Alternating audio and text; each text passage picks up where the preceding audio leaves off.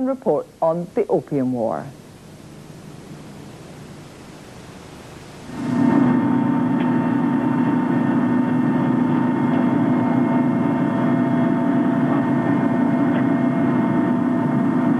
In a Russian-made helicopter paid for by the British, Pakistan's anti-narcotics force is on patrol. They're smart, well-disciplined, and by and large, they've been very successful in cutting down on drugs trafficking in Pakistan. But the real problem lies beyond the mountains to our left.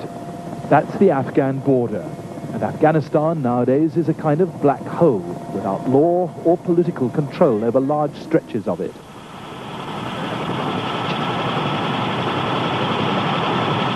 The Pakistanis do their best to impose order and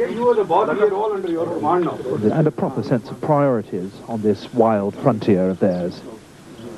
We have a very long border along Afghanistan, and we have treacherous mountains, and the area is very difficult. The smugglers are very well trained. Some of the smugglers who are fighting jihad, they are now using those weapons like anti-aircraft guns and Stinger missiles.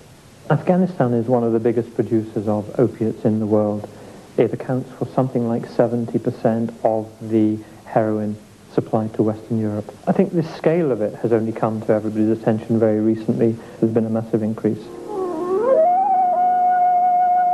We made our way to southern Afghanistan, difficult, hostile territory.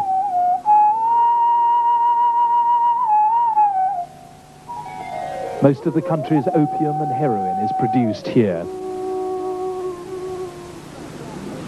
The opium poppy is remarkably beautiful, considering the misery it gives rise to. This month they harvest the poppies, lancing the capsules with a special knife called a neshtar. It can be an unpleasant business. The liquid causes dizziness and vomiting. But of course, it's hugely profitable, and no one here is going to disregard that. In the village of Salihan, not far from Kandahar, a farmer who grows opium poppies entertained us. Faisal Haq came to the village 4 years ago after his lands elsewhere were destroyed in the Civil War. He brought his father and the rest of his family with him.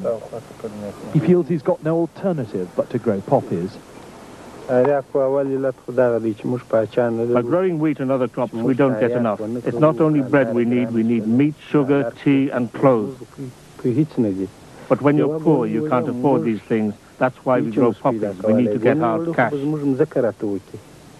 Now, you know the damage that opium and heroin do to people's lives. Doesn't that worry you at all?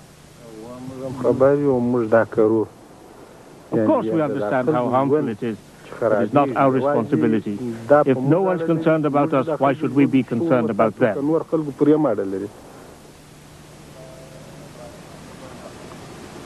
There are other reasons for growing opium poppies, which farmers like him find convincing too.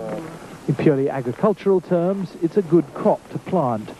Growing wheat depletes the soil. Growing poppies actually improves the soil quality and keeps down weeds. It doesn't matter to Faisal Haq that the big profits are made elsewhere. This field produces around 100 kilos of raw opium. The farmer should get around $3,000 for it, say £2,000, which is big money for this area. But by the time it's been processed and smuggled out of Afghanistan, the markup is huge. If all the produce of this one field were to be turned into heroin and smuggled out via Russia into Western Europe, then it'd be worth $1 million. That's 300 times what the farmer gets for it. The afternoon is wearing on, and the farmer has a visitor, Mohammed Saber. Saber is a local man, and yet in the traditional world of Salihan village, he's like a visitor from another planet. He works for the United Nations Drug Control Program, the UNDCP, which has hired him as one of a team of Afghan monitors whose task is to find out how much opium poppy is grown in this area. The UN has equipped him with a satellite receiver so he can find the exact map reference of Faisal Haq's opium field on the global positioning system. It'll be part of a survey, the second, which the UNDCP is carrying out in Afghanistan. He's come up with a disturbing conclusion about the whole area. Since last year, the amount of poppy grown here has increased by more than half. The price of opium is high, and everybody here wants to grow it.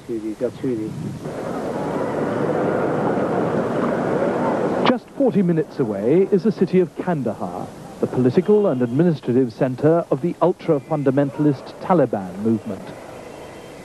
The UNDCP has an office here, and Mohammed Saber's findings are much the same as those coming in from other monitors covering this part of southern Afghanistan.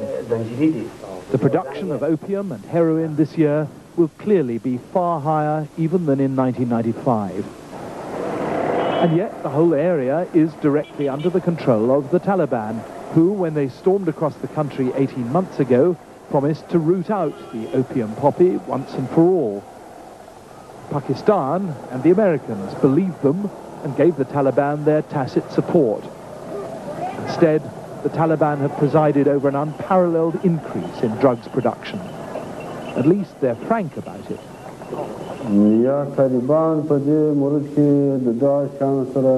The Taliban are very much against drugs because they are forbidden under Islamic law. But our people are very poor. They have only a small amount of land, and if they grow wheat or any other crop, they don't get as much profit as they would from growing poppies. So poverty is the main culprit.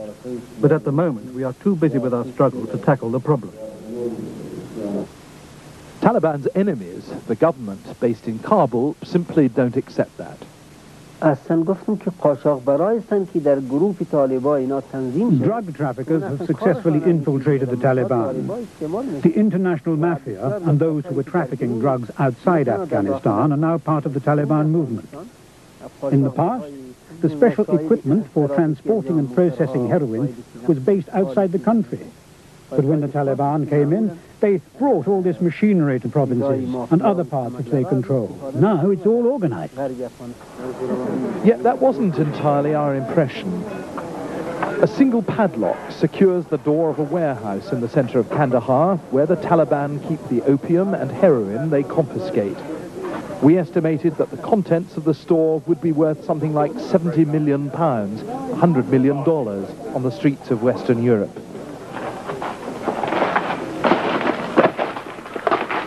Right, well, this is it here. You can see the heroin's in the bags marked with the blue crosses here, and you can also feel it's very soft. There's apparently supposed to be 250 kilos of processed heroin up here, and all the rest of it is raw opium. The place absolutely stinks of it.